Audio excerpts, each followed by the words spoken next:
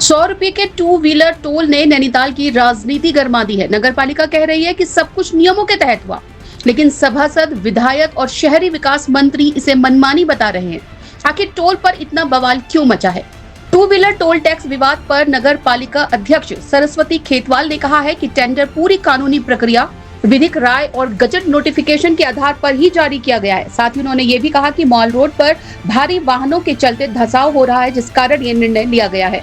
निर्णय लिया जाएगा, उसमें कुछ गलतफहमियां हो गई थी कि जो यहाँ के लोकल बाइकें हैं उसको रोका जा रहा है, वो गलत था। हो सकता है उससे गलती हुई हो जो हमारा ठेकेदार है, क्योंकि अभी वो जानता नहीं है यहाँ पर लोगों को। इसके लिए हमने उसको कल ही निर्देश कर दिया था कि लोकल बच्चे भी अपने साथ रखो, कोई लड़के, एक दो लड़के रखो जो कि उनको जानते हैं, पहचानते हैं। तो उन्होंने रख दिए।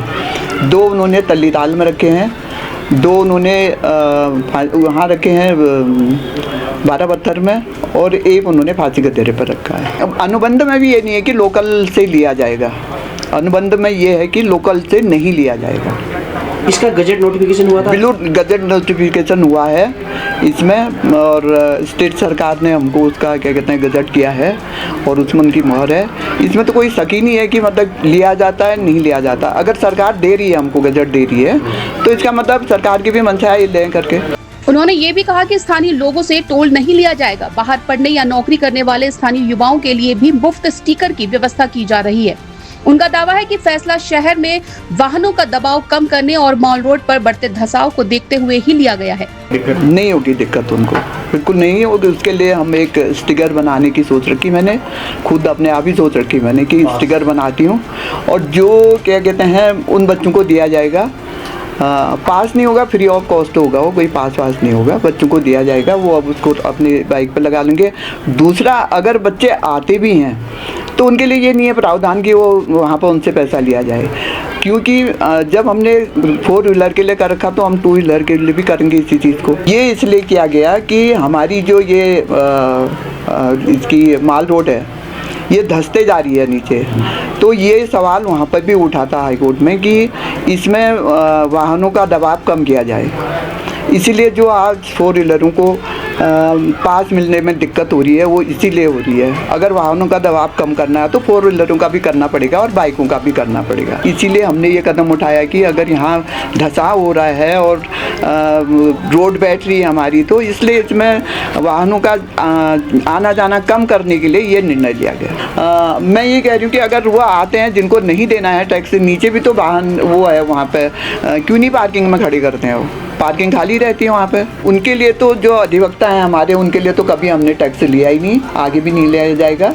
वहीं इस मामले में पूर्व नगरपालिका अध्यक्ष और वर्तमान सभासद मुकेश जोशी ने आरोप लगाया कि बोर्ड में चर्चा से पहले ही टेंडर जारी कर दिया गया, जबकि ये प्रस्ताव स्थगित करने पर सहमति बनी थी। सोशल मीडिया के माध्यम से और विभिन्न संगठनों के माध्यम से ये बातें पता चल रही हैं कि इस तरीके से हुआ है। तो मेरा यहाँ पे ये कहना है कि जिस दिन माननीय सभासद हमारे धरने पे बैठे हुए थे, क्योंकि सबको लगा कि मैं इस धरने पे नहीं हूँ, लेकिन ये जो मध्यस्थता कराई गई नगरपालिका प्रशासन और माननीय सभासदों के कहने पे मैं यहाँ पे रात को 3 या 4 घंटे यहाँ पर उपस्थित था, और सारी चीज़ों पे जो हमने विभिन्न नगरपालिका अधिनियमों का अध्ययन किया, जो विभिन्न धाराओं का हमने अध्ययन किया, तो हमें लगा कि कहीं ना कहीं नगरपालिका से चूक हुई है, तो इसको सुधारा जाए। तो सुधारने के लिए ये था कि इसको उस टाइम स्थगित किया गया था, और स्थगित करने के बाद ये निर्णय लिया गया था कि इसको आगामी नगरपालिका की बैठक में रखा जाएगा और चर्चा उपरांत ही इसमें कोई निर्णय लिया जाएगा। लेकिन जैसा कि आप सबको मालूम है कि 14 तारीख को इसके टेंडर हो चुके हैं, और उसके बाद आप देख रहे हैं कि पूरे नैनीताल में नहीं, नैनीताल से बाहर भी इस बातों को लेकर आग लगी पड़ी है। तो यहाँ पे हमें अपना पक्ष रखने के लिए यहाँ पे माननीय सभासदों को यहाँ पे आना पड़ा।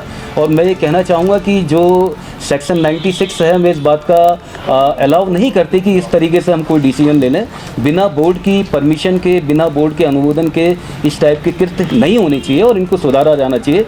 और जैसा कि अभी माननीय सभासदों ने कहा कि सेक्शन 34, जिसमें माननीय जिलाधिकारी महोदय और माननीय आयुक्त महोदय को अगर ऐसा लगता है कि इसके द्वारा कोई ऐसा न्यूसेंस क्रिएट हो रहा है या जनता को कोई परेशानी हो रही, तो वो इसका निर्णय लेकर इस प्रस्ताव को कैंसिल करें। देखिए, तो मेरे प्रस्ताव में भी था, गलती हमसे हुई है, हम भी मान रहे हैं कि 500 हमें हवाला दिया गया था माननीय उच्च न्यायालय का, कि उच्च न्यायालय द्वारा क्या कहा गया है कि आप ये टेंडर बनाएं, और उनका कहना ये था माननीय अध्यक्ष जी का हमारे कि ये टेंडर 1000 रुपये 500 रुपये कम से कम हो। हमारे द्वारा तो तब भी 200 और 300 की मांग की गई थी। माननीय अध्यक्ष जी का कहना था कि भैया तुम नगर पालिका की आय नहीं बनाना चाहते तो मत करो। उनके द्वारा फाइल फेंकी गई और उठ के चली गई। इसके तो जीते जागते सबूत हमारे जो मेंबर बैठे थे, उसको मैं मौजूद वहाँ पे मेंबर है, आप उन मेंबरों से पूछ सकते हैं। उनके द्वारा उसमें भी तानाशाही करेगी कि तुम भैया क्यों 200-300 कर रहे हो, क्यों 500-1000 रुपये आपके द्वारा क्यों नहीं किया जा रहा है। और उनके द्वारा तो मैं बताना चाहूँगा, देखिए हमारा जब ये धरना प्रदर्शन हुआ था, लिखित तौर पे उनके द्वारा 23 तारीख को हमें आश्वासन लिखित रूप से दिया गया था कि ये पोस्टपोन किया जाता है बोर्ड बैठक तक। आखिर ऐसा क्या रहा कि बोर्ड बैठक से पहले उनके द्वारा टेंडर खोल दिया गया। डीएम और कमिश्नर को भी देखिए हमारे माध्यम से 20 तारीख को ज्ञापन दिया गया था, जिसमें सीधे सीधे मांग की गई थी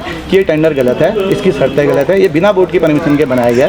धारा 34 का हवाला देते हुए माननीय आयुक्त महोदय को भी हमारे द्वारा दिया गया था और उनके द्वारा आश्वासन हमें दिया गया है कि मैं इसमें उचित जाँच करूँगा।